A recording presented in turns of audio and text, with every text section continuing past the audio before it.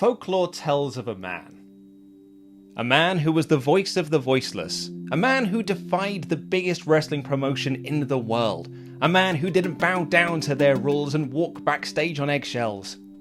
A man who walked out of WWE when he was a top star and sent the company into complete disarray, forcing them to change their bland WrestleMania 30 main event of Batista vs Randy Orton to create one of the most magical moments in wrestling history. Don't let Road Dogg and JBL tell you it was the plan all along. They're lying. A man whose name would be chanted by disgruntled fans during matches and segments they didn't like. His name became the calling card of, "We don't like this product, Mr. McMahon, and we want you to know that." But this man didn't die a hero, and instead did live long enough to see himself become the villain. What was once a defiant walkout against bad booking and underappreciation became turning his back on the fans. This man, who once called himself the best in the world at what he does, lost MMA fights so quickly they were basically gifs. The man who once did a podcast that exposed the WWE backstage toxicity and broke the internet, ruined a long-time friendship with the person who gave him that platform. The man who once said on live television that WWE would be better off when Vince McMahon was dead, declined offers to go to the competition and instead walked back into WWE for a studio show that got cancelled a couple of months later. That man was CM Punk, if you hadn't worked that out earlier from this legit book I'm reading. To some, he is a hero and one of the greatest of all time, but to others, he's an overrated hack. To those who watched and adored the 2011 Summer of Punk, see him as a saviour and want him to return to save us again. But to others, he turned his back on us fans and should be forgotten about altogether.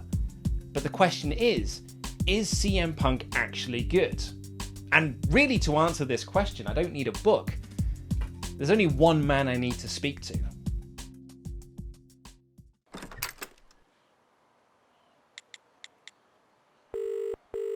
Hello and welcome to my first ever OnlyFans live stream. I'm Oli Davis, and before the hour is out, I will be fully nude. Now let's get sorry.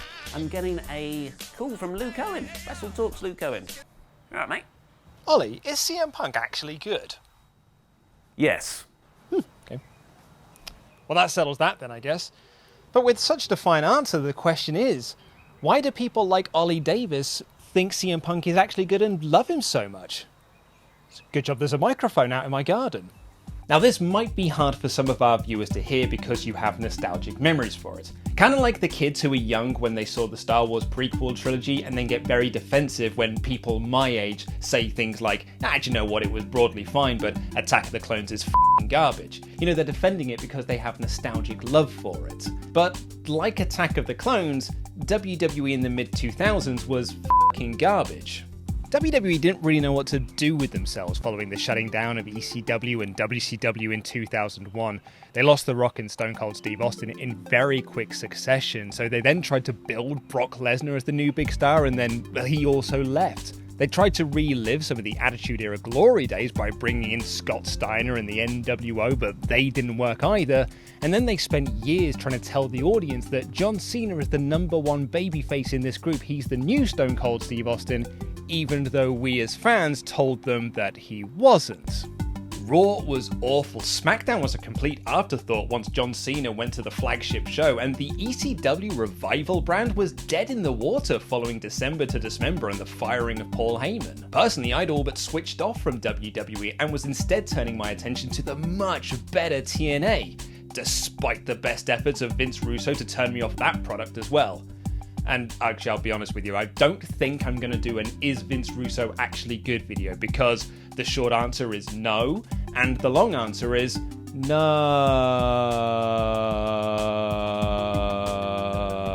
But in all the darkness of DX painting cocks on Vince McMahon, looking like your mate's dad's tragic stag do for his third marriage, there was CM Punk. A work-rate wrestler that had already taken Ring of Honor and the indie scene by storm, and was coming into WWE with all the hype, pyro and ballyhoo that you would expect from a pre-Twitter world, which was basically wrestling forums. The smart marks represent. But Punk never got the push we all thought he deserved. Even when he got cheered over D-Generation X at Survivor Series, he was labeled as WWE as a mid-card guy. Even when he won the World Heavyweight Championship, he was never the top champion. He was essentially Jack Swagger. He didn't even lose that belt, it was just taken off of him in an angle with Randy Orton, and then back to the mid-card he went. His straight edge society never got the love that it deserved, and the new Nexus, well, that was as dead in the water as the ECW Revival brand following December to Dismember, thanks in part to WWE completely burying the group in 2010. But in June 2011, that all changed, because in June 2011, CM Punk cut that promo. If you weren't watching wrestling when Punk cut the pipe bomb promo on Raw, it's hard to describe the impact that it had. Die-hard fans weren't really interested in the WWE product, and the casual fans they'd lost during the awful post-WCW world were fading further away. But Punk's promo sparked a genuine new interest in the product. I remember sitting in my apartment in the Bronx when the pipe bomb happened. I was almost falling half asleep watching Monday Night Raw at the time, and when CM Punk sat down on that stage and started cutting one of the most vicious promos you have ever heard, probably in everyone's opinion, one of the greatest promos of all time is that pipe bomb. I remember waking up and realizing that I was seeing history. But I didn't really realize the impact of what he was saying and what that promo was until the following day when I walked out of my apartment, and I immediately was stopped by one of my friends in front of the building, and they said, "Yo, did you see Monday Night Raw? CM Punk broke the fourth wall. He was talking about Ring of Honor. He was calling out Vince McMahon, calling out John Cena, calling out The Rock." Like, they were just amazed by what he was saying, and the impact really hit me. CM Punk was always like the hardcore fans guy, but that pipe bomb promo tipped it over the edge, and it led to a really great match between him and John Cena at Money in the Bank 2011. Now I know what you're thinking, and probably already typing Big Rock 42316, because I do see you there. There are some people who think that the Dave Meltzer 5-star rated Money in the Bank 2011 match is a bit overrated. And it's true that the match does have some botched and mistimed spots, and it is true that the crowd do play a huge part in the overall presentation and feel. But here's the thing, it wasn't just the crowd in Chicago that were madly invested in that match. It was everyone watching it. It wasn't just CM Punk fans, it wasn't just John Cena fans, it wasn't just hardcore fans. Every single person watching Money in the Bank 2011 was invested in CM Punk versus John Cena for the WWE Championship and invested in the outcome of that match. Was CM Punk going to win the title and walk out as the champion? Was John Cena going to lose his job? What was going to happen on Raw the following night, regardless of the outcome? It was magical, and it's something that doesn't happen very often in wrestling. And sadly, it should have led to something better, because WWE hot-shotted the booking and brought Punk back early, had the unification match just 1 month later, and then Punk lost the belt to Alberto Del Rio and got into a feud with Kevin Nash of all people. Thought he was dead, LOL. But that didn't derail the voice of the voiceless. If anything, it actually made him bigger. Because you see, CM Punk is so good that even when WWE weren't pushing him as the top guy in the company during his record-setting title run, he felt like he was the top guy. In the eyes of WWE, John Cena vs. John Laurinaitis was the main event of Over the Limit 2012, but to us fans, it was CM Punk vs. Daniel Bryan for the WWE Championship. He was our guy. But he was also having great matches with Randy Orton, Rey Mysterio, even Ryback. Hell, he had The Undertaker's last good WrestleMania match. But am I wrong on this one? Am I now like the kids who saw the Star Wars prequel trilogy when they were younger and therefore now see them with the nostalgia glasses and can't accept the reality that Attack of the Clones was f***ing garbage? Was CM Punk actually good? CM Punk, in my opinion, is objectively a very good wrestler. He is one of the best performers I've seen in my lifetime as far as in the ring. On the mic, he is probably he is an all-time great, top 10. You have to consider what he was, and he was that star that connected with the fans that kept them watching. For a lot of people, CM Punk is the reason they still watch wrestling today and didn't turn off during that dark period of WWE. He seemed to be like the one guy in the company that was presented to me as the guy who actually cared about the two things that I care about in wrestling, and that's the actual wrestling, and that's the stories being told. He has something that's so rare in professional wrestling, a sport based on make-believe and kayfabe. He feels legitimate, he feels real, and that authenticity pulls you through the screen, certainly pulls me through the screen. Punk didn't just usher in a faster-paced style of wrestling in WWE that hasn't been seen in such a very long time on that main event level, but he also broke barriers in that little glass ceiling, being a top star in the company next to John Cena. Because back in 2011, the only guys that were on top were guys that were already established, like Orton and Ray and Undertaker. I always felt like whenever I'd see a CM Punk wrestling match, this guy's wrestling this match like it's the last time he's wrestling, or like it could be the last time he's wrestling. So he's putting everything out there. That's why I'm pretty sure he ran his body ragged. So would he be the best in the world in the ring right now? We're not sure because we haven't seen him in 6 years. But I still think he'd be able to hang and have great matches and be the character that WWE needs, that big star. So I think you can undoubtedly say that CM Punk is good. Now, I didn't really want to dive into the science asking if CM Punk is actually good because, as it turns out, maths is not my strong suit, but also I didn't really know who to compare him to. But what I did do is I put a poll up on Twitter. He won the poll quite comfortably, with 85% voting for yes over no, but there did seem to be a couple of common themes running through the replies. No, he had a terrible MMA run.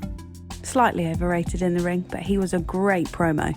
He was good in an era where people didn't wrestle in WWE. I'm not sure he'd rank that highly, now wrestling has moved on. As a person, I don't know. I don't know him personally, but I'm not impressed after the lawsuits and how him and Colt went at it. As an in-ring performer, he was just as lazy as the likes of Randy Orton. He was good, but it's his ego that gets the better of him. For the time he was. Put him in now and he's bang average. He was great for the time, but his ego made him betray the fans that made him the star he was. There's this common argument that CM Punk wouldn't hold up in today's wrestling landscape when compared to the likes of Kenny Omega, Aleister Black, Buddy Murphy, Adam Cole, Hangman Page, the Young Bucks, Ricochet, etc, but it's not something I personally subscribe to. Punk wasn't just good for 2012, he was good, period. He was one of the best wrestlers in the company at the time, and he'd still be one of the best if he was there. People like Rey Mysterio, Samoa Joe, AJ Styles, Chris Jericho, and Cody are still going strong, and they were around at that time. In fact, Cody's doing some of his best work now.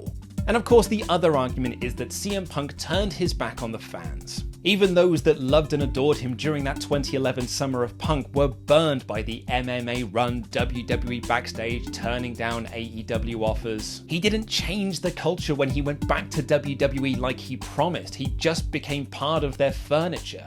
What could have been the biggest return pop, probably of all time, was actually just polite applause from Adam Cole and Page. And you couple that with the Colt Cabana ordeal, and people are now rewriting history that CM Punk was never that good to begin with. But I come back to that Money in the Bank match, the roar of the crowd, the electricity in the air. That wasn't just a storyline and good character work, that was raw emotion for a wrestler. I wasn't just a fan of CM Punk, I loved CM Punk. And there hasn't been a wrestler since him that's got that same emotional reaction. Daniel Bryan at WrestleMania 30 maybe, but that was a different kind of emotional response. And WWE burned that emotion out of the crowd. Despite their best efforts, the flame still burned for CM Punk. So maybe, yeah, in the cold hard light of 2020, CM Punk may not be considered the best in the world. But do you know what? Neither would Hulk Hogan and the Ultimate Warrior, and they got an emotional response from the crowd, and Punk's way better in ring than Hogan and Warrior. The last 6 years have been rough on the perception of CM Punk the man, but as a wrestler, yeah, I do think CM Punk is actually good. Even if I have to wear nostalgia goggles to see it. But Attack of the Clones is still f***ing garbage. Best CM Punk match, Punk vs. Bryan Over the Limit 2012. That was like my gateway drug to finding Ring of Honor, PWG, and Chikara, and all kinds of independent wrestling. Watch it, please. Clearly, it's his Money in the Bank 2011 match with John Cena. Like, I know that's like super obvious, but I'd be lying if I said it was anything else. Joe versus Punk 2. one of the greatest 60-minute matches that I've ever seen in my life. Something as small as a headlock became a key move in that match. Money in the Bank 2011 against John Cena. From that opening Chicago pop that still just sends shivers up my arm and down my spine. Just the overbooked, the suplex over the top rope to the outside, the blowing of the kiss. Everything was perfect in that match.